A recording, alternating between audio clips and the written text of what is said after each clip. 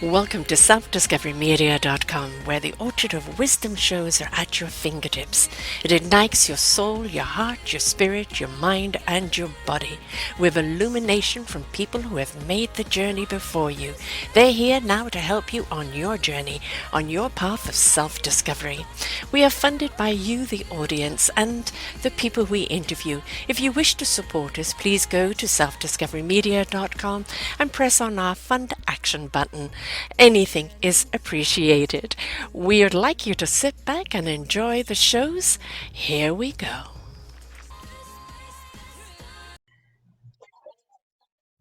Good morning, good afternoon, and good evening, everybody. Welcome back to another edition of Central Expressions right here on selfdiscoverymedia.com. I'm your host, Sarah Troy, and my guest today is Richard Cirulli. He's written this rather interesting book, A Harmonious Love Affair, steamy romantic novel that tells how a chance encounter over a coffee led to an inescapable, harmonious love affair. It's something that every woman dreams of. Every time we go to a coffee bar, we're hoping we're going to meet up with that somebody. He's a playwright and author of a new novel, Demitasse Divorce. Am I pronouncing that right? Yeah, Demitasse Divorce. And Demitasse just means small cup. Okay, all right. And he's the founder of the Demitasse Players, a charity founded in the mission to write and produce plays to bring awareness to mental health. We have a lot to talk about today, his latest book, and also all the other books that he's written and why he started the Playwright charity as well. Let's just dive right into it because this is an author who loves to read and also loves to write. Welcome to the show, love. Thank you, Sarah. Thank you for this opportunity. My pleasure. I'm trying to write my first book because I'm more of an article or blog writer. And I know that it takes a great deal of discipline and focus, to write. And my brother he's an author, has been for a long time, and he has a real discipline around it. And, he goes and researches areas and he likes to write things by hand before he gets on the computer. Where do you get your inspiration from? What's your process? I would just say it's an artist instinct. It just comes to you. Hmm. I wrote my first book, The Songs of Roland, which was a fantasy fiction love story. And that was a rather long, complex story about reincarnation and getting reunited. And when I wrote the first book, I got good reviews, and I said, when I write the second book, I got to bring something in more earthly, Hmm. something more down to earth on the physical plane. So when I started reading, I read, parts of, 50 Shades of Grey. Yes. And I appreciate all writers. I never criticize a fellow artist. I thought the book was good because it opened up women to their sexuality. Hmm. I thought it played a very good role, but I noticed a lot of those books dealing with erotica, and what a lot of Americans don't know is they don't know the difference between erotica and sex. Hmm. Hmm. Erotica is very romantic; it's on a Hmm. higher plane, and I said I don't see any of this in a lot of the writings. Hmm. So this is actually a revised edition because I my publicist has said you could put in those lost chapters that you took out. They're okay. You could put them back in the expanded chapters, which was a great help for the book. And the subtitle was basically, an existential and erotic love affair. Hmm. And the question it asked is falling in love a cruel game we call happiness? Hmm. So I Hmm. So I thought, we've all been looking for that romance, and sometimes we get a little caught up on the not the bad aspects of it, but a Yeah. very limited view, and we never really look at it from a more existential view internally. Right. So, so I kind of threw that in, and I tell the readers it's not a heavy book on existentialism by any means. More so on the erotic side than the existential side. Good. I mean, that's why it's very appropriate under the genre central expressions. And, people ask me, why do you want that genre, Sarah? And I say, because quite honestly, Yes. sexuality is actually being in tune with your senses. It's Yes. every part of you coming alive. Where, you know, Exactly. sexuality can very well just be fornication in the way you look and act and do. You know, when we, Exactly. right? You know, it's when we're made love to, we want you to step into the sensuality. We want every single sense of us awoken, every Yes. single part of us to feel it, every single part of us to have this experience. And, you know, we can have a sensuality over life, being Yeah. engaged with our senses over life. But when you actually make a sensual connection with someone, that's someone Exactly. that just turns, you know, pushes those lovely buttons they know how Those to little turn up, buttons. That's right. and they know exactly, you know, that look, you know, or that, I mean, it, when you're looking at a lot of these sexual type things, it's immediately glued together, lips can't be Yes. torn apart, clothes are being ripped off, and 5 seconds later they're lighting a cigarette. And I think, I don't really want that, you know? Oh, that is so appropriate because when I wrote this book, um, and there's some autobiographical fallacy in there for sure. But, you know, when you talk to so many people, which is very sad, is they think that sexuality begins in the bedroom. Right, right. And they forget No. that there's this whole piece of it. And Yes. you know, I tell people it's a marathon. It's not a 50-yard sprint, Yeah, you yeah. know. And quite honestly, it's when people read the book, I would say, you know, people in my circle, both men and women, really got the book. They Mm, really got the characters. People who I don't know and just getting feedback is women really understood the book mm-hmm. much better than men. Yeah, because I think men have been given the wrong message. You know, Yes. they've been given the message that it's all about hot and steamy, you know, and just Yeah. Yeah. devour a woman and she'll love you forever. And no, it isn't. You know, we want to be, you know, kind of catch that eye over a cup of coffee. Yeah. Yes. You know Yes. that little kind of slight shy smile, you know, Yeah. and then when you know the thing about the days of courting, you know, it Yes. was the simple of the fingers touching and then the holding of the hand. It was the anticipation. It was Exactly. the getting to know one another, the lovely little quirks, the little nuances of each other. And that was all the beautiful sensual dance long before the Yeah. actual That. sexual act. Oh, And I agree. And you know, that's how the book starts out. Two people who are coming from failed marriages, mm, reaching middle age, and they have to make a decision. Are they going to go through life with a bucket list of regrets, mhm. or are they going to go through life with a bucket list of satisfaction? So they both meet, and it's that way. You know, Elia walks in, and it just grabs her eye, just the way he walks in, the way he sits, and you know, it's all part of the sensuality. Mhm. You Mhm. know, and he's looking at her, and they develop this connection right away. Yeah. And so of course it, you know, develops from there, and they're both really opposites. Ely is a very sophisticated architect, intellectual. He's gnostic in his beliefs, and you know, a very existential thinker. He has a high moral ground.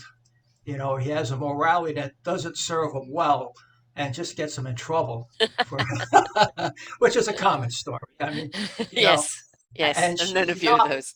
She's an actress, uh, atheist, and a bit of a liberty, Flamboyant. flamboyant, you know, Yeah. very chic. Mhm. And you know, the book kind of tries to bring together that sometimes in relationships, harmony is the analogy of opposites. Yes. So, Yeah. and so we took a little depth into that, and so they really carry on quite an erotic love affair. So, and And trying to, and you know the thing is when it's least expected, yeah, then it's more exciting. yes, yes, and as they move along and escalate this, and they're both trying to catch up on lost intimacies, Hmm. NES just like drops these little hints and suggestions about how to take it to the next level. Hmm. So it kind of really builds a crescendo. And Elias, and they're both enjoying this because this was something denied them for the longest time. Yeah, you know, it begs the question, why do men feel their ego is being hurt if a woman tells you what pleasures her? I don't know because I don't think I'm not wired that way. Hmm. I think, I'd like to say I'm a big fan of the Kama Sutra. Hmm. And, with the Kama, and that's in the book too, is that, when you come into the bedroom, you have to put aside, it's not a battleground. Hmm. You both, Exactly. yeah, you both surrender to each other. Hmm. And once you do that, you become neutral and you're just into satisfying the other person. Hmm. So once you do that, you free yourself of all the, especially today, all the baggage that, you hear on pop culture. So, Yes. but it's something, it's odd when I talk to guys about it. I find it so odd. They said, "Oh, Rich, you wrote that stuff?" Yeah. Yeah, that's why my name's on the book. And they said, "Oh, that's disgusting." And I said, "Are you going to look me straight in the face and tell me you never had sex?" Hmm. Well, And they obviously they haven't had sex like that. well, when you talk about the ego there, guys will say, "How come he's, he can write a story like that and I can't?" And you really tell them that, in a nice way that if you see sex as something that just starts in the bedroom, you have a few drinks, and Yeah. and then it's over 10 minutes later. You're not having sex. No, that's I think yes. Yeah. That's not sex. Yeah. No, no. And it's not, it might be momentary satisfactory, but it leaves after a while a bad taste because, especially for a woman, we like the time. You remember the Yeah. song Slow Hands, Yes. Yes. right, and, back in the 70s, there were a lot of beautiful sensual songs that were That's right. talking about, the slow hands, the soft touch, the elongation of love making. And, it was, I think, an era where the exploration of sensuality and really exploring each other's bodies Yes. was kind of really there. And then we kind of went into the 80s and 90s where everything then started becoming fast and furious in every way. Exactly. And they're missing really the essence of it. Yeah, When you think of, and I would tell people, I said, if you really enjoy it, why aren't you prolonging it?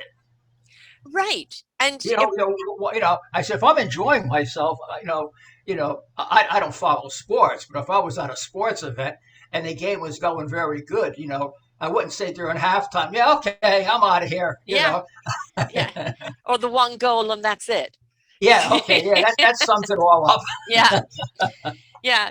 The thing is, we can't really blame guys or girls, in a Yes, way, because the media image has presented it that way. Hot and yeah, steamy, and you can't get enough for 5 minutes. And then after that, you seem to just have conflict.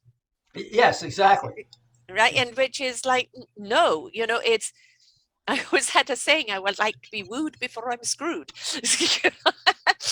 Because if you can't spend the time on me, making me feel that I desire you, making me feel desired, Yeah, really wanting to know me, know my spirit, right? No, exactly. just love making, that central expression is a spiritual expression. Oh, yes, yes, exactly. I couldn't agree more. And I remember when I was with a former girlfriend, and she said something about having an orgasm together. And I said, a real orgasm is when your physical and spiritual side Yes, have the orgasm at the same time.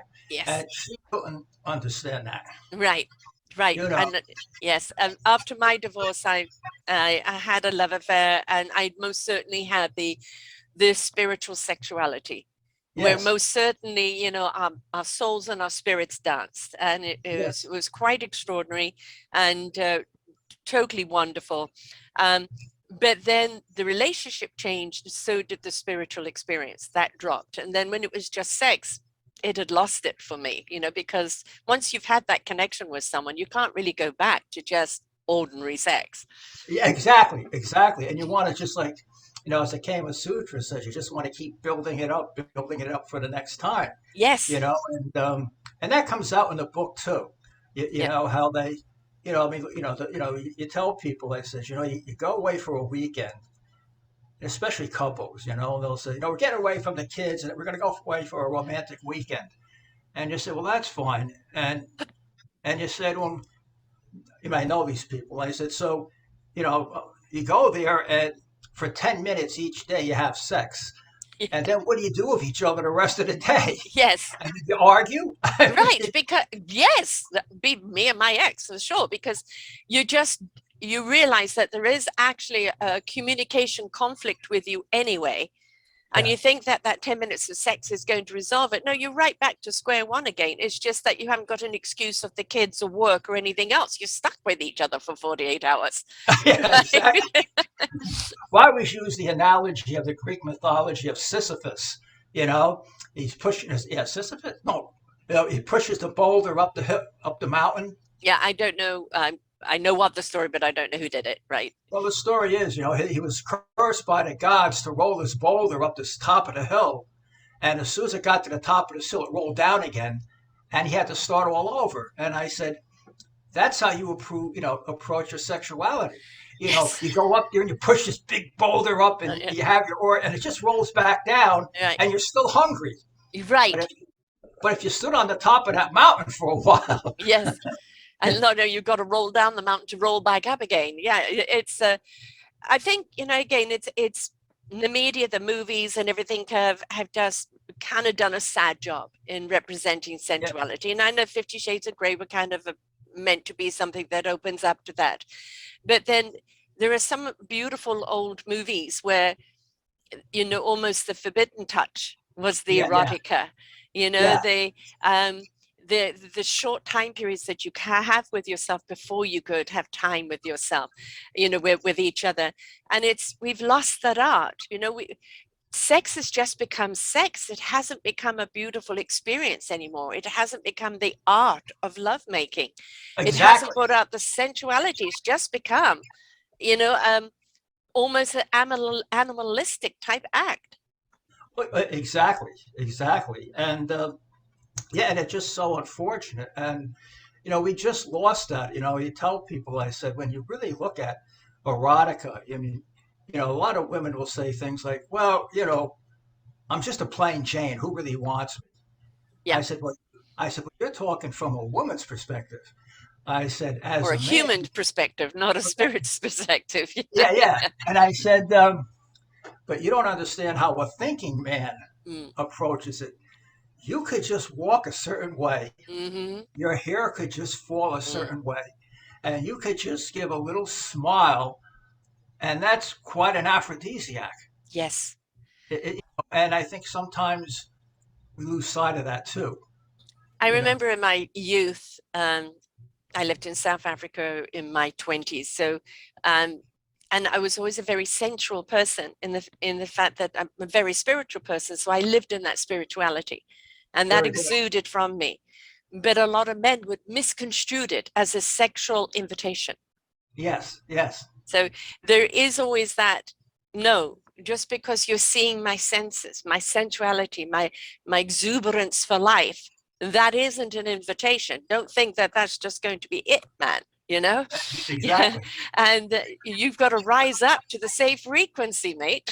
I like that frequency. Exactly right. Yeah, and in the book, Ely is that type. He's as I said, he's an Italian American, but he was born in the States, and his family was had some issues, but he was a very well polished, healed individual. Good boy. A good boy, a really good boy, and he's dealing with a marriage that's crippling him. It's and he finds out his wife is having an affair, of all things, with a truck driver. The romance comes in every package. Yeah, exactly. And I don't want to give the story away because there's a lot of dialogue there. And so Ely is this very spiritual, it's not a religious book, but very spiritual, looking for the quest. And Annie S. and the book actually gets into their head. It's read in the. I wrote the revised one in the first person, Hmm. so you can get to hear what's going on in their head. Yeah. And of course you see this, but they don't see it to each other because these are Right. private All the existential things we thoughts. wish we could say. Oh yes, yes, Yes. yes. And they're both questioning on how they want to promote their first sexual act, Hmm. and they're thinking on their way home after their little encounter, how are we going to do this? I don't want to come across too aggressive. Hmm. And both Elia and Annie S, you get to hear in the back of their head, you know, and you see them actually overthinking. Oh, You yeah. know, definitely a lot of overthinking. It's like this is the opportunity of a lifetime, and am I going to really lose it because I say the wrong thing? Or Mm. and you get to hear their backgrounds, and then when it really all comes together, it comes together rather naturally. Hmm. So basically all that thinking went out the window. Right. And, that is our insecurity talking. We Yes, can be our own worst enemies. That is also life's expectation and dictation talking. Oh yes, no, I shouldn't do this, but I desire this, and what if people think this? What if I get caught? What kind of man am I? Blah, blah, blah, blah, and all the dialogue that goes inside the head, yeah, and that can just really shut you down. Rather than you know, than just kind of giving into the spirit. Now, I don't, mean rush out and have an affair with a married person. yeah, That generally in the marriage there is a breakdown anyway if it's got to that point. But yeah, it is allow the sensuality to lead the way, right? yes, Because exactly. the spirits are already talking to each other. That's right. That's right. That's right on target. And yeah, and when I pulled the book together, there's a lot of that in there because NES is constantly planning these things, and she's bringing Elia in not rather slowly Hmm. because she knows he's an overthinker, Right. and they actually, one of the pitfalls is there's a lot of little turns in the book too that take. I don't want to give the subplots away, but it finally asked a question as well: is what's the definition of infidelity, Hmm. and who really owns your emotions, and who owns your sexuality? You could also say, what's the definition of love? Exactly. And that leaves an open question for the reader because when Hmm. they see really what really prevails at the last few chapters, there's a few surprises there Hmm. on both sides. And so it does beg the question is, um, do we want to be judgmental or do we want to judge these people on the merits of their station in life and Mm. their needs? So, but I leave that up to the readers. Right, and of course, each reader is going to read it from their own perspective or Yes, from where they're at. exactly. It's you'll find many people will read. I mean, obviously, 50 Shades just went out, stratosphere because there are a lot more people who want to read those type of things, and perhaps there are books out there. You know, Yeah, yes, yes. so and the interesting thing is the people who are writing them. I've had a few other people I've interviewed who write erotica, and one of them is a grief counselor, and one of them is a lawyer. Right, so people they're not professional authors, but and they deal with corporate law or they deal with grief, and you would not look at them and think it's they could be erotic writers at all, and yet Yes. here they are, and the books are hitting the stratosphere. So we have got to stop pigeonholing people as to what writes this or what's that, and who can do this and who can do that. And I think if we could get over the stigma of sensuality, a sensuality itself, that it is a beautiful state to be in. Even Yes. just because you're living in sensuality doesn't mean you're going out there grabbing everybody off the street and having Exactly. sex. It's just you're living in a beautiful sensuality of where you're totally in tune with life. And when you do meet somebody that's on that same vibe, that same frequency, and that sensuality touches, It's just like electricity kind of touching and sparking each other, right? And you can't deny it because that frequency is meant to come together, right? Exactly. And then explore it, because it will take you to heights that you didn't know you could do. And you know, my love that I had after my marriage, which came 5.5 years after my marriage broke down, I hadn't even dated. You know, I Yes. just, and it was actually somebody I was working with, and totally unexpected. Never in a month of Sundays would Yeah. I thought it. And then suddenly, whew, the frequency hit, and was like, what? Wow. Right choice. What? And it was quite exceptional there for a little while, until, you know, as I said, until that frequency stopped, and then it just became the sex, and the sex couldn't sustain the relationship, Exactly. right? So the thing is why are we so scared to explore this? And this has been a great deal to do with the way society looks at people who live in their sensuality, Yeah. the shaming, the blaming, the Yes. condemning, the judging. And it's, if we all kind of stepped in just to a central way of living, which I don't mean having sex with everyone, just a central engagement of life, Yes. we would live on a much happier plane. We would be connecting with people who we should be connecting with, whether it's as Exactly. a lover or friends or colleagues or, you know, life partners. We would be much happier people. If we look at people today, they're miserable. Why are they Yes. miserable? Because they're living in these tight, confined things of expectation that is not meeting anyone's expectation. Exactly. Exactly. And you know, you see that, you know, people today are, um, I would say, quite different than from 10 years ago. Oh yeah. That- yeah, you know, and there's this being very self-absorbed and you know, And have other people. shut down in many ways. Yes, that's even a better. It's shut down. So, and you really think, you know, how could you be involved with somebody like that? Mm, You know, I mean, if they're you know, cocooning and running from society or living in their cell phones, you know, yes. you know, what could they offer on a sensual level? Right. You know, Right. because everything on the, you know, is instant gratification. Oh, I want this information. Boom, got it. You know, boom, got it. Yep. Yep. And Yep. so you don't see life in terms of living in the moment and really. Or anticipation. Yes, yes. Right. You know, Oh, it's that anticipation is something that is so exciting in every aspect of your life. You oh, know, yes, oh yeah, what's around the corner? Or what would this be like? What would that be like? What would that experience be like? You know, exploration, wonderment. You know, we yes, don't do yes. enough of that. We No, we certainly don't don't. do enough of that.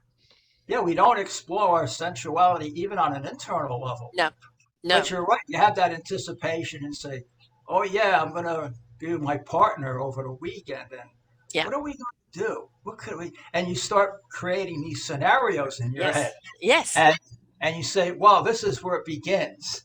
This And you know, is like little notes to each other, or oh little yes, innuendo texts to each other, and no touching each other until the weekend.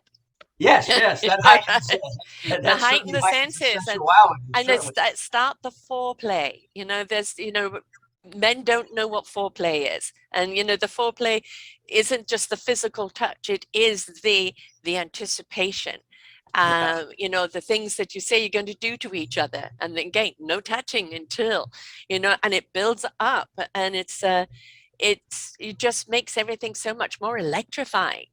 Oh, it sure does. And it makes, of course, you know, the climax that much better Yeah. Yeah. because, you know, you tell people the longer you could hold off, the better the sexual experience. And you know that, you know, it's always the guy's concern is that he's going to come before the woman. Yes, you probably will, but the woman can 5 or 6, 7 times. Is that okay? All right, you come once, and then you can go again. I can catch Yes. up with her. Well, it offers you a chance to be very creative. Yeah. Yeah. So, and but that's why I pulled the book together, and I just thought, you know, I live for some time. I lived up in the Hudson Valley, which is north of New York City on the Hudson River. And there was this little village called Cold Spring. And when I drove up there the first day, I fell in love with it. And I bought a house up there. Mm, I was married at the time. And at that time, Cold Spring was turning itself around into an artist community. mm, And this little cafe opened up. I think it was called Karen's Kitchen. And it was like the first sign of gentrification.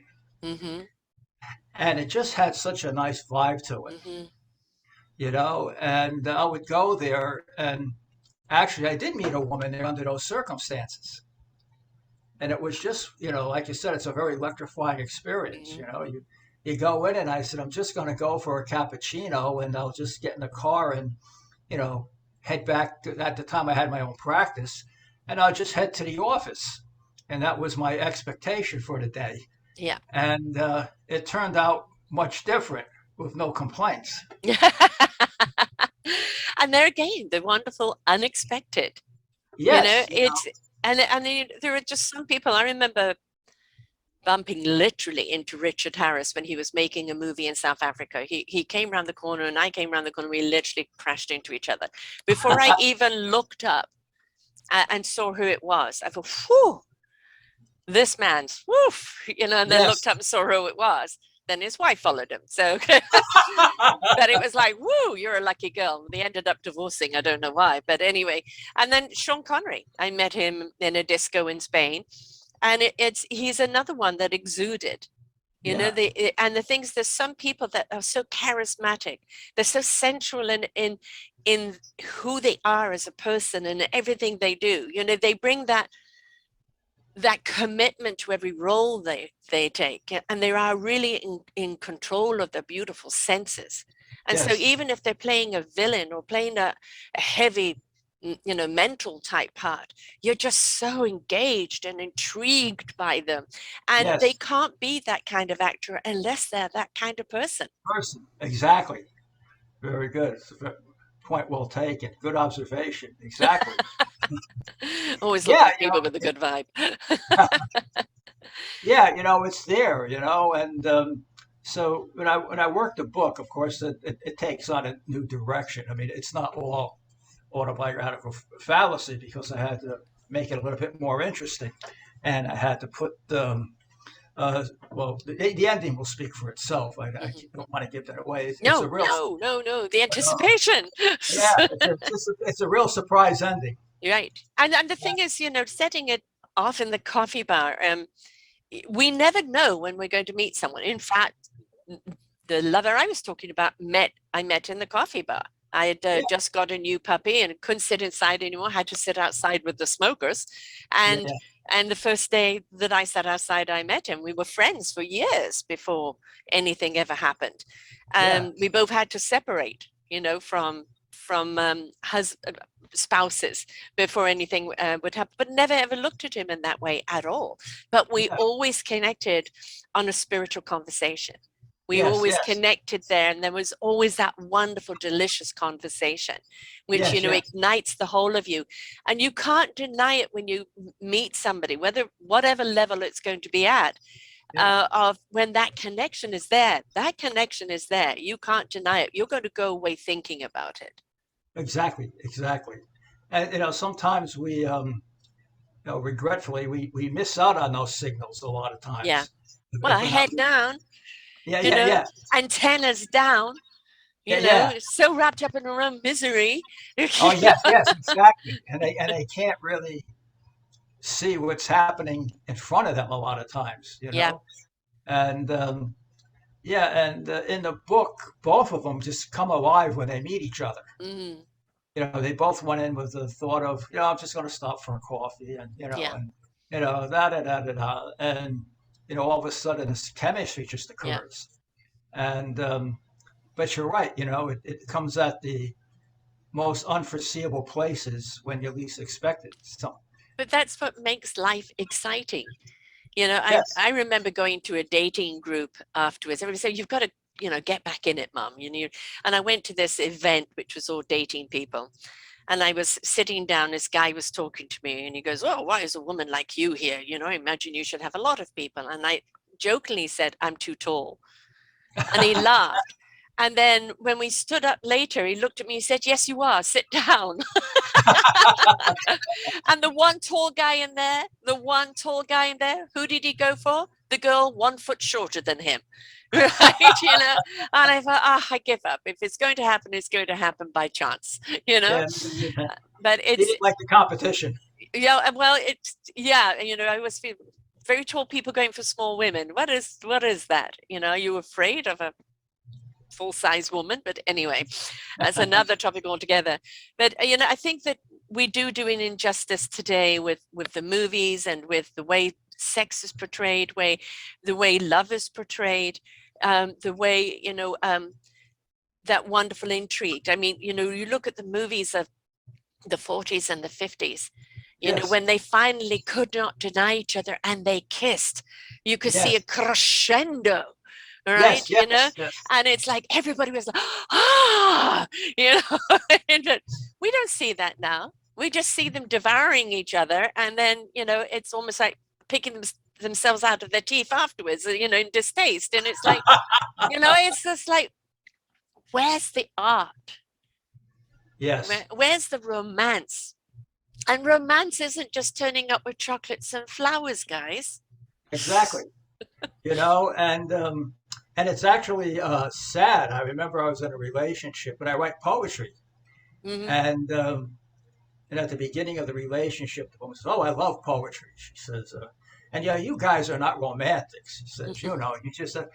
And I says, "Well, you can't paint life in broad brushstrokes."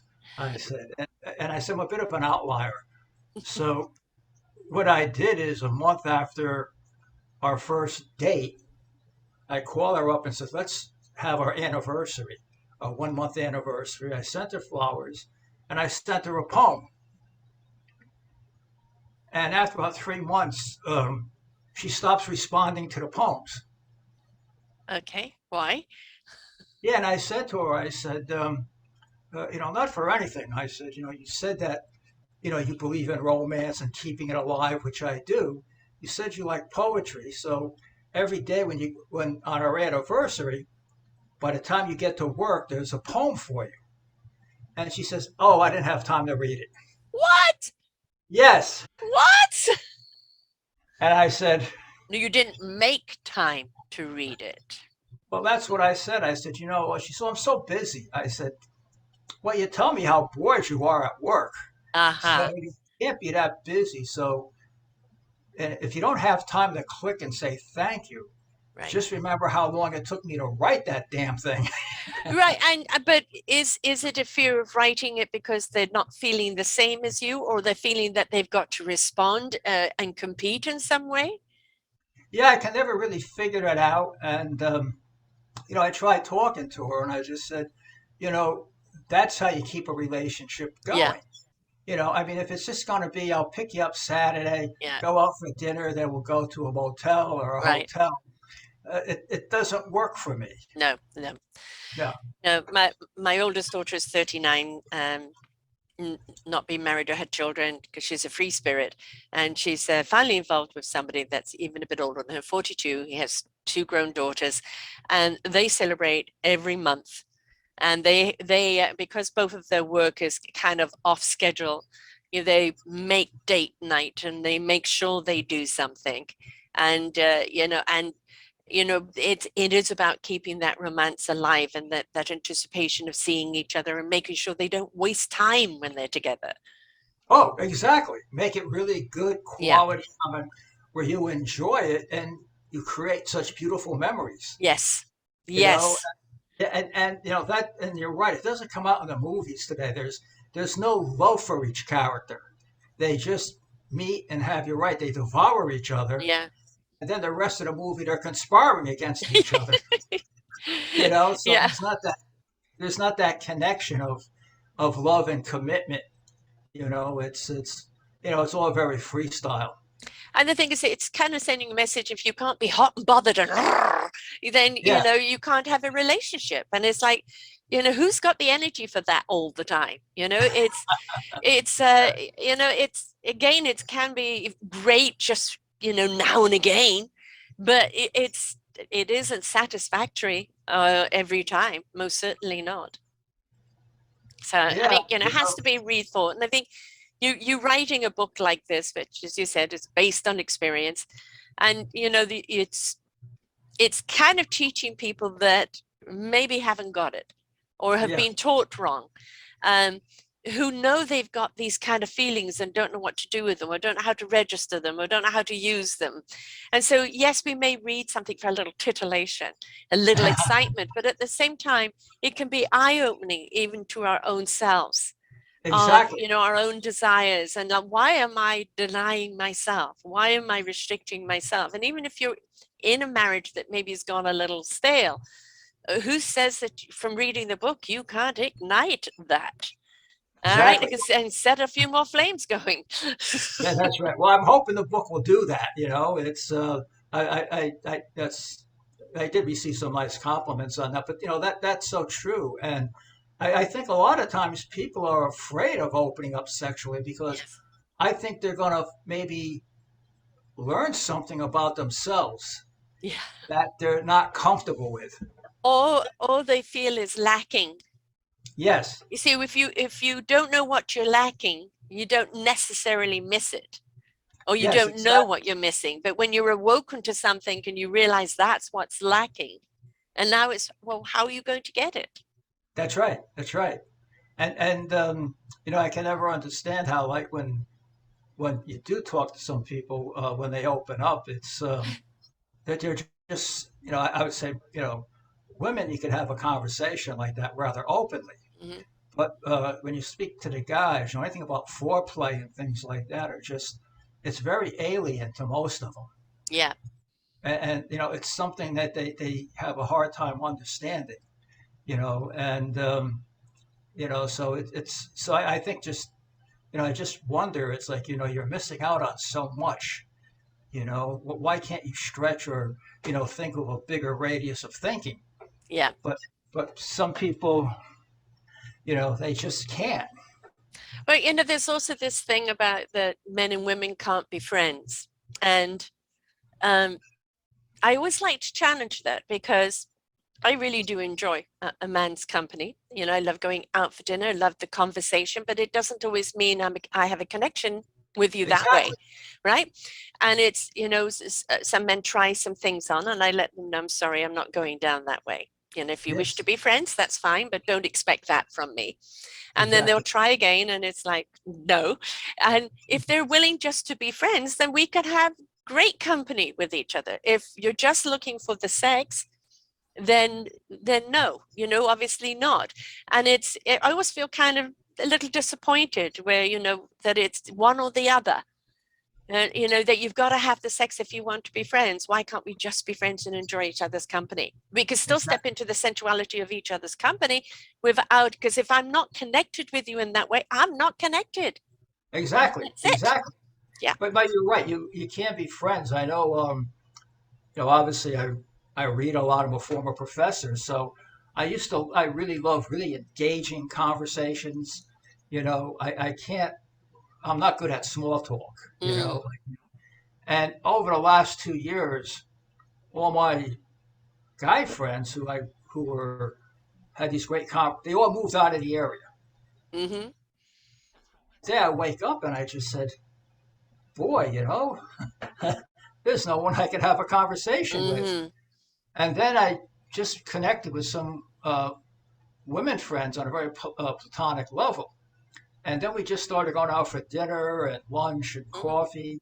And they were, both very, very educated. And the conversations were so great. Yes. And I Yes. enjoyed it. I mean, we would I do talk too. for hours, Yeah. and we both knew this is why we enjoy each other. Right. It doesn't, no other expectation. I think is, if you don't feel connected in that way and that is indicated, shut it down right away. If they want Yeah, to walk away because that's all they want, so be it. But so if be you're it. in for the other essence of me, other than my sexuality, right? If Yeah, you want to know, let's have this wonderful connection that doesn't have exactly. to end up in bed. I don't know what it is with some people that think it has always got to end up in bed. Sometimes it's just not meant to. You can Yeah, have such a stimulating conversation and connection with someone that doesn't go that way. And it's not an attack on your sexuality. exactly. And I would say to myself, I'm just enjoying these conversations. One of the women was born in Europe. And so she went to school in Bulgaria, Spain, Italy. Mm, So we had a connection on a very intellectual level. yeah, And I always saw her, I mean, a very beautiful woman, but I always just saw her for these yeah, conversations. And they were just so enjoyable that I really said, I'm just enjoying this too much. yes. This is really a great experience. And this is going to be the essence of it. Mm. And so I think the answer to the question, I think you're right. I think men and women could have friendships if they respect each other's boundaries. Right, exactly. And Yeah. as we get older, it's yes, having a wonderful affair, having wonderful, sensual, sexual relationships are wonderful. But I think I know for me, I'm 67. It's less about the affair and more about the connection.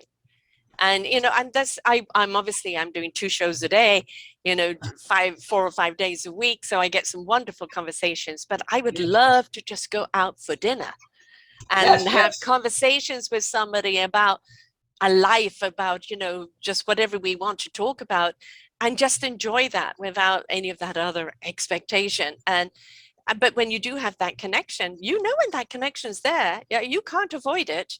No, It's electrifying, it. But when you just want to have just a good friendship, right?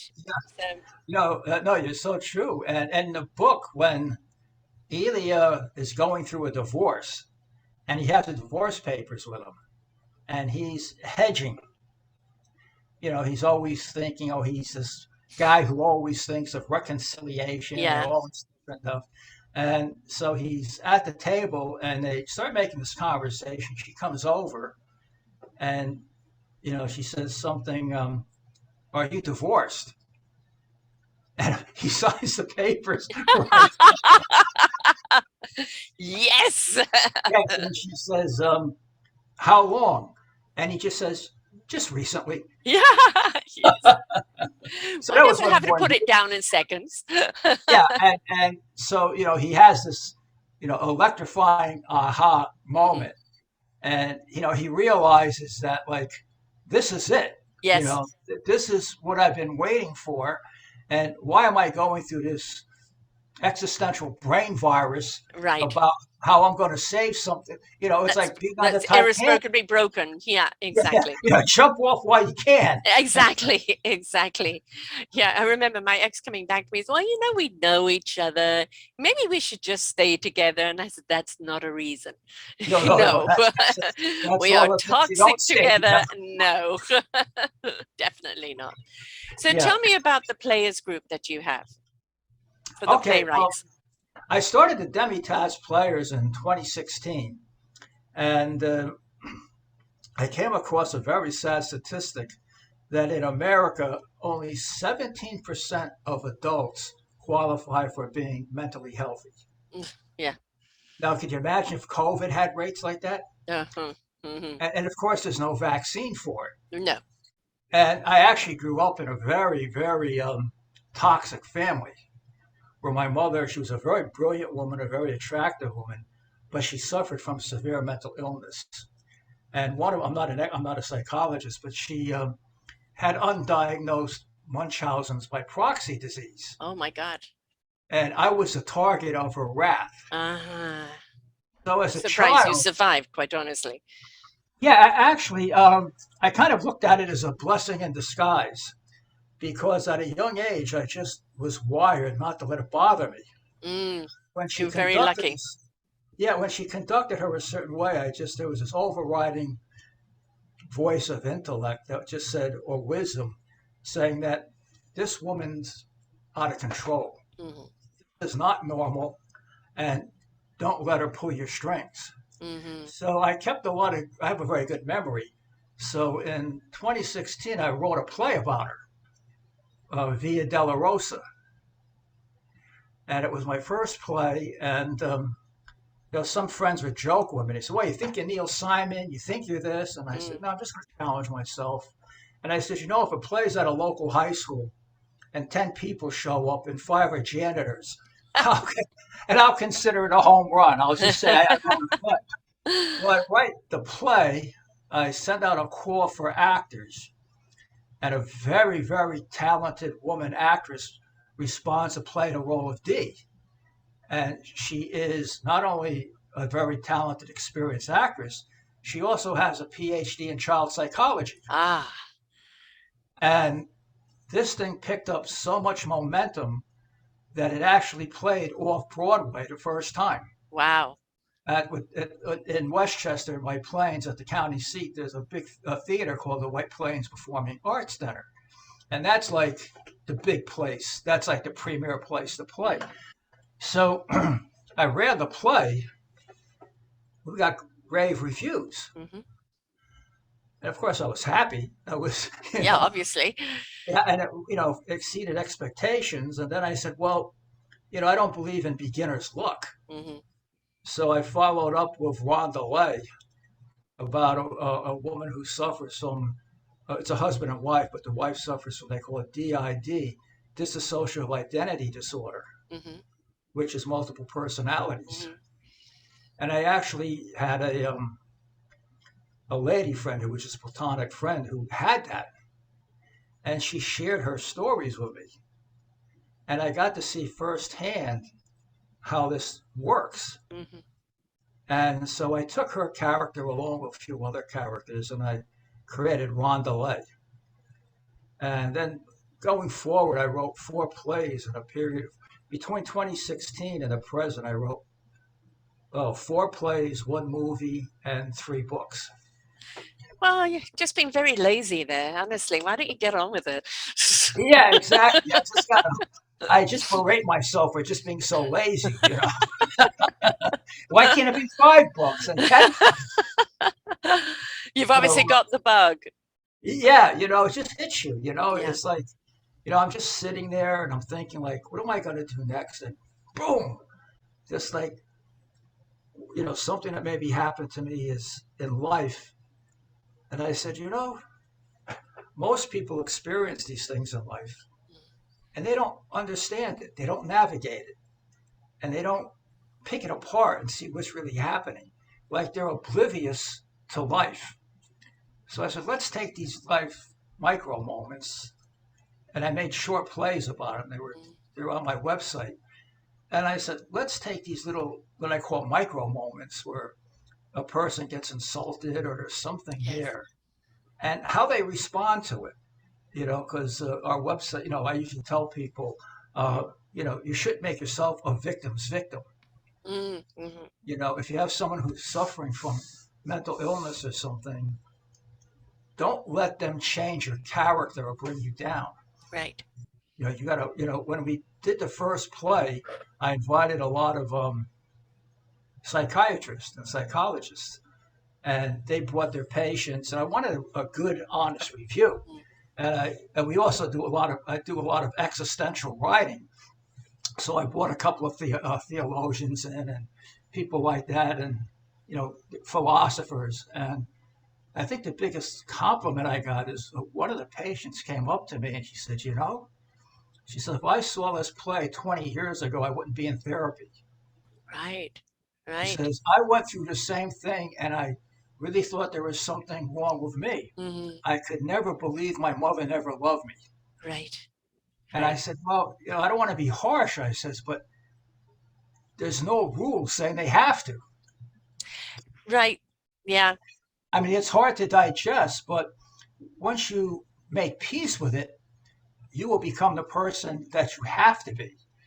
Yeah, it's the Donru's 4 agreements, right? Don't take it personally. Yeah, yeah, Right? yeah. And it's their issue, don't, it's not anything you've done or Yes. anything you are. It's their issue. So don't take it on. It's sad, but it's Don't let it define you. Yeah, and I was finding with so many people, they were taking those experiences Mm-hmm. and burying it in their subconscious, Mm-hmm. and it was affecting them in life. I mean, you could just see the way they approach life. And the plays got people to look inside themselves and say, yeah, I've experienced that. And guess what? It's not that abnormal, you Right. know? And I shouldn't be feeling this way, And so that's the reason why I did it. And also, I mean, I lost a lot of friends through mental illness. Mm-hmm. And, one of the sad things is if you see people that are going through mental illness, if they're friends, and you approach them and say, look, we're friends and I've noticed your behavior lately. Maybe you need to get some therapy or some help. They're not going to say thanks for being a good friend. No. They're going to tell you, go take a hike. Yes. So Yes. you make a very hard choice and say, well, okay, if he or she tells me, go take a hike, and curses me out, but then goes for therapy and lives, Yes. It's worth it. then I won. Then Yeah. I'm not selfish as a friend. Right. The person's still alive.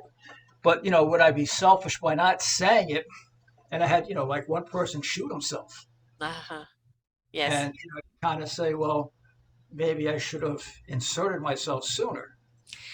What I've learned about suicide is, when it gets to that point, it's either drug related, even if it's prescription drug, where I lost several mums. My daughter lost a teacher to Prozac, where they felt they were perfectly right, didn't need to be on it anymore, came off it, and then that false sense, and they all committed suicide just like in a moment. Right, Yes, they didn't yes. think about just in a moment, and I've had a few other people who have committed suicide for different reasons, and I've suffered from depression and anxiety all my life, and I know what it's like to just want to kind of bus hit me, and take me out of this. I know, but I've not ever attempted it because I wouldn't do that to my children. I wouldn't leave them that scar. But I understand the feeling of it, and it's despair. It's Yes. despair when you feel nobody understands what you're going through. You don't understand what you're going through. Nobody has an answer. You don't know what to do. And it's pure despair. And, what people need at that time is an ear, somebody who will listen to them, someone that will say, let's find the answer together. Yes, exactly. And comfort, because they feel a lot like freaks. The Exactly. worst thing you can do to somebody who's suffering from anxiety and depression is say, snap out of it. Oh, yeah. That's yeah. I have a friend who suffers from depression and anxiety, and it's nice. He'll call me like every 3 or 4 months, Mm-hmm. Yeah. and he'll say, "Hey, Rich, I'm kind of feeling this way. What do you think?" Yeah. And you talk to him and you talk him through it, Yeah. and it gets him through a crisis. Yes, exactly. Yeah. And you don't just call anybody, you have to call somebody that you can trust with it. Yeah. Right. Well, Yeah. that's it. They want people that are trusting. Yeah. That they're going And to take caring. the information and keep it to themselves. And not be judgmental. Not be judgmental, and because there is a lot of research saying that even with the drugs and medications, people are still committing suicide. Yes. And of course, this last 2.5 years has put such a mental strain on humanity. Yeah. And now, just as people are coming out of that and feeling they can breathe again, they can open up their petals, now there's a threat of world war. Yeah, exactly. So it's like, I want to just close down again. And that's the worst thing for somebody that suffers from that, is the closing down, because the turmoil that's going on inside has no way out, and it has no solution. So it's, getting people to open up and feel safe enough to open up is important. Yeah, and people are still rather insecure for some reason. They still hold on to themselves, and it's like his existentialists would say that most people. Well, the reason why existentialism came in as a philosophy psychology is because it was really just an academic response to how people think. Yeah. Most people think life is meaningless. Mm-hmm. It's absurd. You have no control over it. And it does bring a lot of anxiety to people. Yes. And it's so how do you take your existence and bring it to an essence? Yeah. And it's not an easy task, even for No. the best of us, you know. And And it's not always intellectualized. You know, yeah, when you're actually in that state of despair, no amount of rationale it's going to help. or intellect is going to help. It is a chemical imbalance at that point. Yes. It is something that somebody's gone into the chest and pulled out your heart or pulled out your guts. Yes. And you know, there is no rationale. I have no reason to feel like this right now, but you do, you know, Yeah, and it's, yeah, exactly. You yeah. do. And there you do need to find the right solution. And sometimes it is medication that Yes. I have medication that I only take when I know the rabbit hole is beginning to open up. That's a good analogy. That's a And then, very you know, I take it for a few days because I know I need help over that hump, right? Don't wait until it has opened up. And then I'm fine again. But I know I need it at that time. And it's yes. not like, well, just keep that rabbit hole closed. You've got it, girl. No, I know it's okay. There's something here. Let's get the help. Keep it close and not try and intellectualize it or cheer it on or shut it down with some, you know, mental talk. Because for sometimes, for some people, it's beyond the mental explanation. Yeah, well, it is a physical. It is a physical illness, so it Yes. does, you know, it does require, you know, a medication intervention. Yes. I agree. I agree Yeah. because I know, you know, we all know people who have it so bad that, you know, you're right. Talking to them and everything else is, it's just not going to work. And, you know, sometimes people just need a hug. They Yeah. just need a hug. We don't hug enough. I know over the last 2.5 years we haven't been able to, but, you know, just taking someone in your arms and giving them a hug and saying, I'm there. I'm there. Yeah. Right? Just letting people know they need to get the chemistry of a hug and the heart hug in itself is so empowering. It Right? really is. Yeah. It, it really is. And you notice, like, you know, I think we're both very astute people. And I notice, like, when you hug people, there's different types of hugs. Yes. You know, this is like a hug, like, thank you. I really feel warm and fuzzy. And there's the hug, like, you know, I know something that I should be telling you. Mm-hmm. I'm uncomfortable with. Yeah. And it's a whole different hug, you know, Yeah. and you really sense it with people, you know. But you're right, we don't do it enough. Yeah. I think it's something else we're afraid of.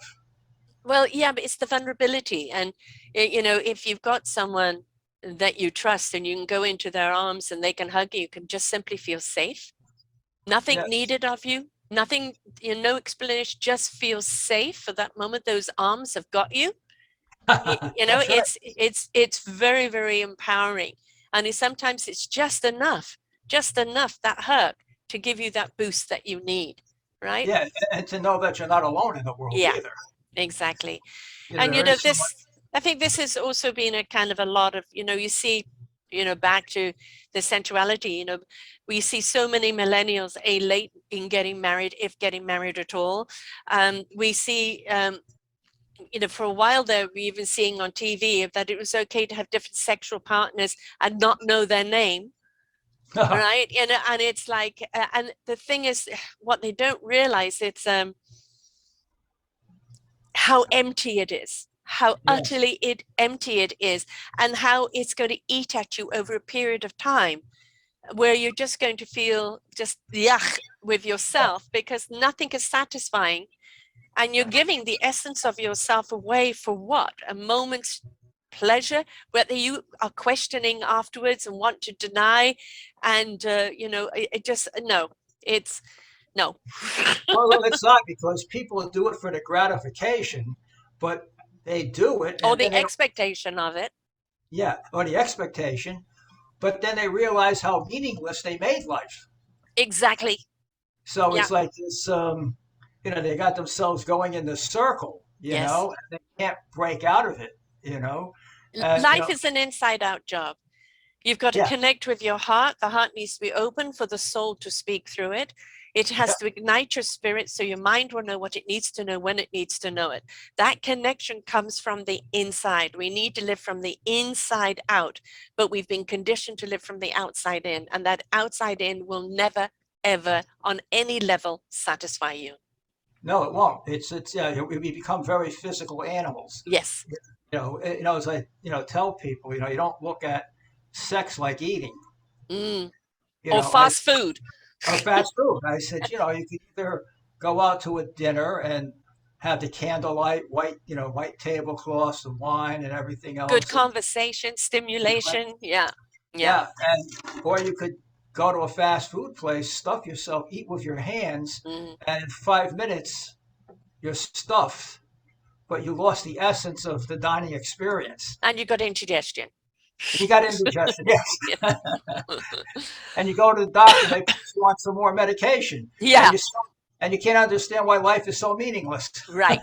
Exactly. We've just got to stop looking at this picture that society has painted that will make us happy, and really start questioning, well, if it makes so many people happy, how come there's so many people miserable? That's right. Right. That's And right. you look at the stars that are put on a pedestal, and they will tell you, take me off the pedestal. I have emotional problems. I have, you know I go to the bathroom like you, I shower like you. Yeah, All I am is exactly. just successful at what I do. And I think Yeah. that's one of the gifts we had through COVID, with people being interviewed through their homes by Zoom. We saw them more relaxed, and we saw them more open and more honest than just in the studio, hair, makeup, lights, Yeah. and we saw them more real. And really what we want is your essence, really who you are, not this facade of what you think people want from you. Yeah, that's right. And society makes you do that. Oh, You God, know, does it? Yeah. it's so shallow. Yes. So we just, I've always been a transparent person. This is who I am. This is Hmm. what it is. And it's I make no pretensions about myself. You know, um, sometimes people would say, "Well, you're a professor, and you're one of those stuffy professors who think you know everything." Have you And I read my book? well, if you haven't read my book, you haven't read at How all. stuffy do you want me to be?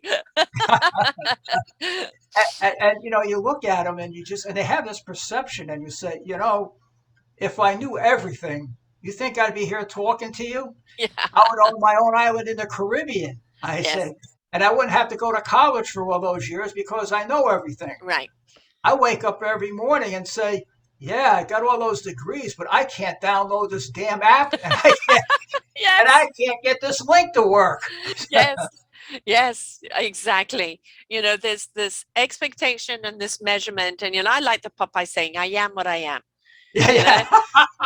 I spent Exactly. far too many years trying to be what everybody wanted me to be, only to let myself down and everyone else down because I wasn't being true to me. And now you get what I am. That's Take right. me or leave me. I won't be offended. Exactly. Right. This is who I am. This is my Yeah, strength. These are my weaknesses. And hey, I try to do the best I can every day, you know. exactly. And And, they're quintessentially, that's all we can be. But, the thing is, the more we live from the inside out, the more we are actually attached to our senses. yeah, And we start living life on that central spiritual level, the more we're going to see the colors of life, the yeah, joy exactly. of life, the connections of life, that relationship that you're looking for. You will be at that higher frequency to meet somebody on that level, and the sparks will be there when least expected. Right. Yes, And that is, you can't find that unless you're willing to kind of raise that frequency and be engaged with life. that's right. Yeah, we've lowered the life frequency a lot. I think it's Mm. I think popular culture has a lot to do with that. Growing up, well, I grew up, a baby boomer, Me too. and and I remember watching those TV shows. And by today's standard, they're probably very hokey. Yes. But but they always had a morality to it. Mm. There was a storyline where if the main character always knew there was something greater than themselves. Hmm. That but if you watch the shows now, it's me, me, me, me. Wine, wine, wine. The only Oh wine yes, I want is in a glass. yes, exactly. And I'm watching this, and I'm just saying, I just don't understand it. Right. You know, They're you know, dissatisfied. They've been given everything and it's not enough, because yes, it doesn't matter how much you have on the outside, how rich. I mean, look at look at the most powerful people in the world who shouldn't have power. You know, there's a gentleman with the letter P at the present moment that's starting a war, right? And that is, he wants that other country just purely because he wants more. He wants more, and then he'll go after another country because he wants more. Why? Because inside of him is an insignificant, insecure little boy that's not enough. That's right. That's the bottom line. All these people that are power hungry at the expense of others is because they're tiny little people who are crawling out for love from the inside out, and they don't know how to love their little being inside. And so they go out and they just consume everything else to try and make themselves happy, and they will never, ever, ever find that happiness. No, they won't. As long as they can't grow outside of their little small world and their insecurities. Yeah. You know, I tell people that, especially when people try to insult you. Mm-hmm. You know, I was talking to this one fellow, and I was really surprised. It was someone I was least expected, and he throws out a barrage of insults. Mm-hmm. And I said, you know, you don't realize this, but you're complimenting me. Mm-hmm. He says, what do you mean? I says, just think, you spend all your time thinking about me. Mm-hmm. I don't really think much of you, you know. And I said, when you strike out with people and you attack, it's a sign of insecurity. Yes. And I said, your time, you would serve yourself better if you improved your life, as opposed to spending your time trying to bring me down. Because I know who I am, I know what I achieved. Yeah. So, and he just looked at me. And here's a guy like 60 years old, and he had that epiphany. Yeah. And I said, boy, it's surprising how people just don't see the obvious. Well, again, it comes down to the way they've lived and what they've been expected of them. You know, let's face it, you know, as you know, your baby boomers, we're talking about the 50s and the 60s, those wholesome type shows, and the 70s even, we started kind of branching out a bit more. And then the 80s, we started going into satire.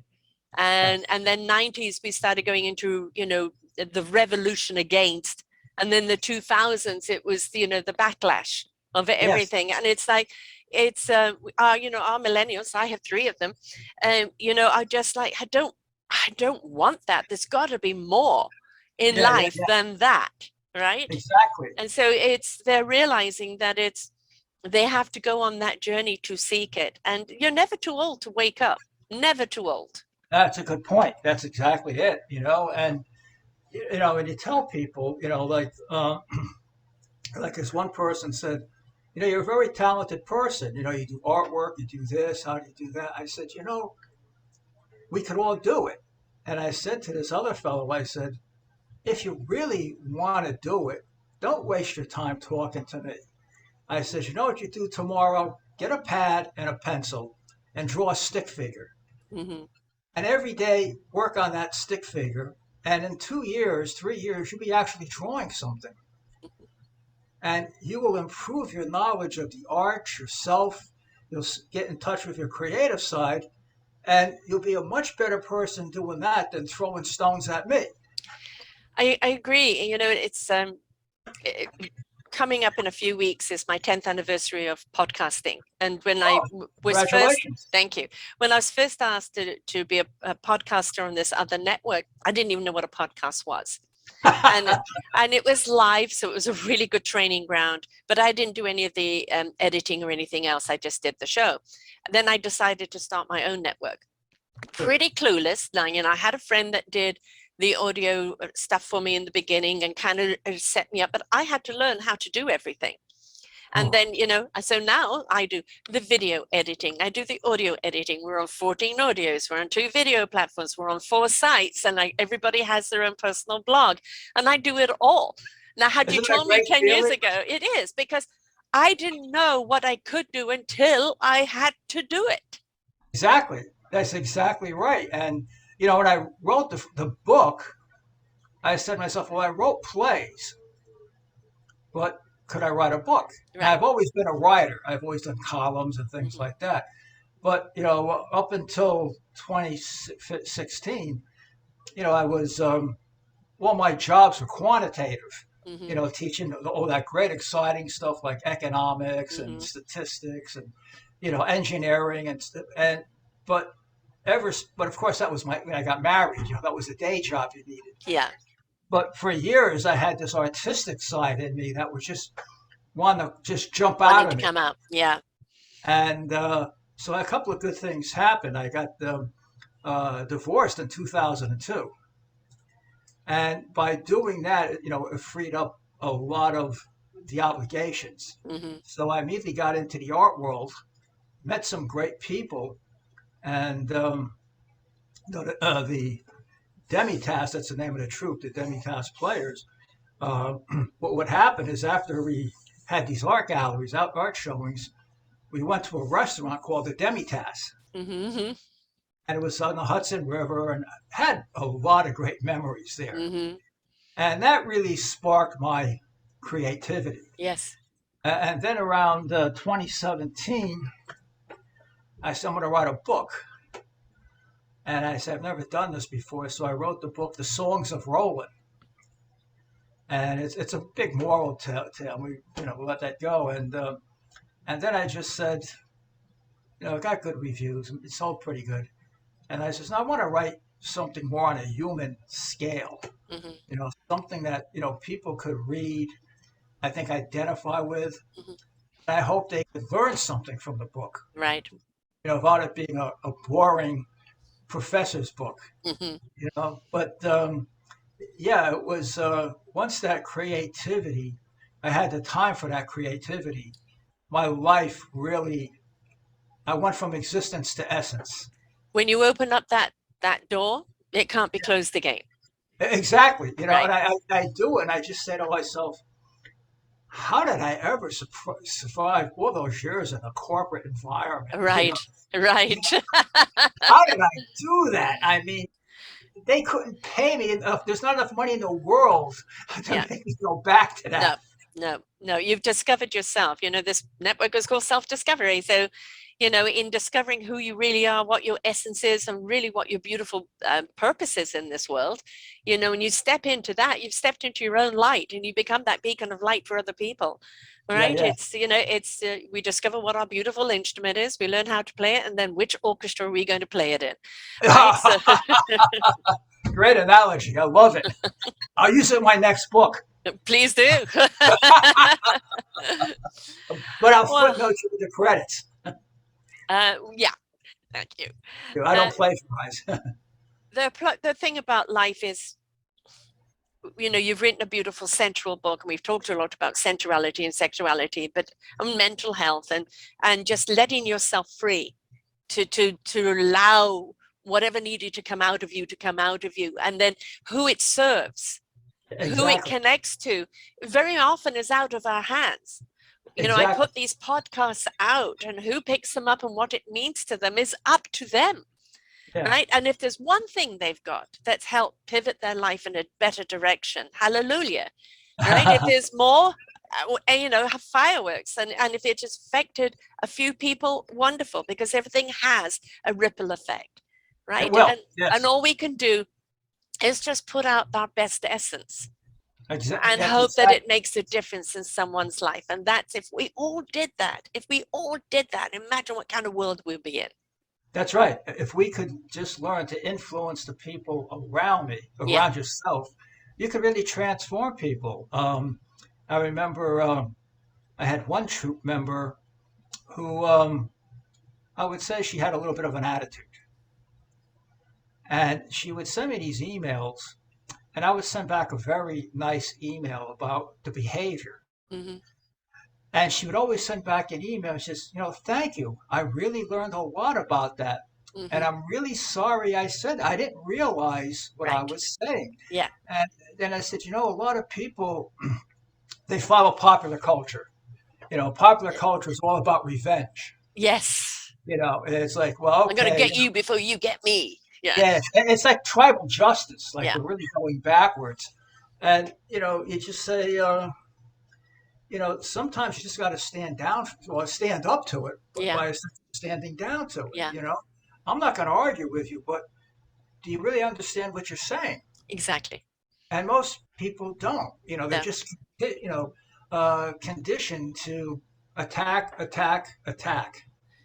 And we all have to be responsible and accountable for our own actions. And sometimes, those are reactions or Yes. learned or programmed actions. And if somebody says to you, I'm not accepting it, reverbiage, change your Yeah. attitude. What attitude? What am I saying? And, Yeah. that is where you need to take the ownership of looking what I'm saying. Oh, God, I guess it could come across Yeah. as Yes. aggressive, Exactly. right? And we need to own that. And, don't get offended by what someone is saying, just saying, I'm not accepting it. Yeah. Yeah. It's so true, and we all could learn. Yeah. Even myself. You go out and, like a lot of good people, I'm very conscious in a conversation. Be Yes. careful and be proper and everything else. But sometimes you may just say something, and it may not be bad, but it may just be a sensitive point to someone. Right. And even it's not a derogatory, but I would never say anything derogatory. And then you just say, well, I'm sorry. That wasn't the intent. I was actually trying to get you to laugh. Yeah. And but we all learn. And Yes. But also, if people also know that it's not coming from a negative point of view, it also goes, oh, you know what? I need to lighten up a bit. yeah, yeah, Yeah. Right. exactly. So, but the thing is, be willing to have a conversation about it. Don't ferment. Right. Exactly. Very Well, good. you seem to have achieved a great deal since your retirement, Yes, and so hopefully retirement's the good. retirement. And that's the thing about retirement, and but I think a lot to do with a lot of this baby boomers.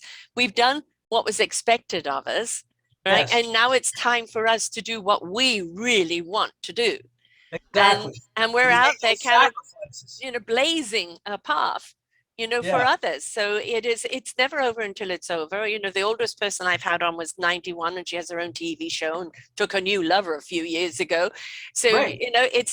we're never too old. It's all a question of our attitude and our Exactly. gratitude. And sometimes I look back and I'll say, I should have done this sooner, but I would say no, because I had to live these experiences Exactly. before I wrote this book. Yeah. The only thing is, I wish I'd had these experiences younger so that I could have done it younger. But no, without these experiences, me doing what I'm doing now in my 20s, no, Yeah, definitely not. Right. So everything comes in the time that it's meant to come in. exactly, exactly. And I look back and I just say to myself, I'm having more fun now Hmm.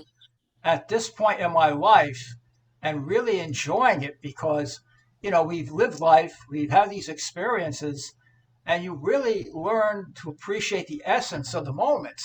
You Yes. don't take them for granted as you do when you're younger. And, Yes. and they're just so enriching and certainly very inspirational. We tune more into who we are and it's okay, as Yep. opposed to the expectation of what we're meant to be. Yeah. Right. We've got all that enthusiasm and drive when we're young of what we think we should be, and we're striving for it. Now it's like, I am what I am. I like Yeah. who I am. I like what I'm contributing, and I can do it at my own pace. And I That's can do it exactly for the right. people I want to do it for. And, it's less urgent for other people's approval, and it's less urgent to make an impact on life, because we're making an impact on life just calmly. That's right. You find yourself, you find being comfortable with yourself, and you just say it really doesn't matter what other people think Right. because why would I live my life according to their dictates? Exactly. I'm a, I'm No, an sorry. You've been there, independent done thinker. that. I'm doing this because I like it. I'm enjoying it, and I'm learning. I'm challenging myself. Yes. Yeah, I don't like to follow the herd, or they say the hive mind. Yeah. Yeah, Yeah, I absolutely agree with you. It's again, you are your own beautiful essence. Switch it on, let it shine bright, let your frequency absolutely glow, and yes, just ignite with other people that are on that same wavelength, that are on that same vibe, and yes, be that beautiful chorus or orchestra that resonates out as a symphony and invites others. Inspiration begets invitation, folks. that's right. Oh, I love the analogy. Very good. Well, my dear, how do people get hold of your books, and how do they get hold of you and discover all the plays, etc.? Okay, well, you can buy the book at Amazon, Barnes and Noble, and it's available on ebook. You could check out a lot of my work on my website, which is www.demitasseplayers.com. Would you spell the Demitasse for people who are listening, please? Sure, it's actually a tricky word. It's Demitasse, and players, www.demitasseplayers.com. And if you want to speak to me personally, I'll give you my personal email because it's a lot quicker than going through the the website email. It's Prof Prof Cirulli Cirulli at optonline.net. And that's my personal email. And I do respond to emails, and I open up a dialogue with anyone who's interested. And I just love to chat and be introduced to new people. Excellent. Yes. I mean, that's the thing. Be open to receive, be open to explore people. I mean, there is just something wondrous in having a lovely conversation with people about life. There's so much to learn, and there's so much that we impart unknowingly as well, right? Exactly. So, I thank you for this time. I had a great conversation. Me too. And it was really enjoyable. And I hope people enjoy the book. I like to, I joke, I say it's a book for all seasons. For all reasons too. Yeah, all seasons and reasons. It's actually a very easy read. When people hear existential, but you could read it in one sitting. Great. Well, there you go. And may it ignite something in you. Oh, hopefully spark a few good romances. Yes. Very good. Thank you so much for being with us here today. So it's demitasseplayers.com. Really enjoyed it. We should do it again. Yes, next book. Come on back. All right. I plan to. That's my motivation. There you go. Thank you so much. Thank you. And to everyone out there, remember, romance is not in just a box of chocolates and flowers and wham bang. Thank you, ma'am. It is in the anticipation. It is in the slow touch. It is in the beautiful essence of your entire spirituality coming alive and connecting. And you can do that with each other romantically, sensually, sexually, but you could also do that with life and truly live it. Until next time, folks, bye for now. We hope that you enjoyed the show right here on selfdiscoverymedia.com. Please tune in to our selfdiscoverymedia.com/shows, and you will see all the other genres that we have from you. Every week on Tuesday, we bring you new shows from illuminating people. If you know someone that should be interviewed, please contact us at info@selfdiscoverymedia.com. Now stay tuned for your next show.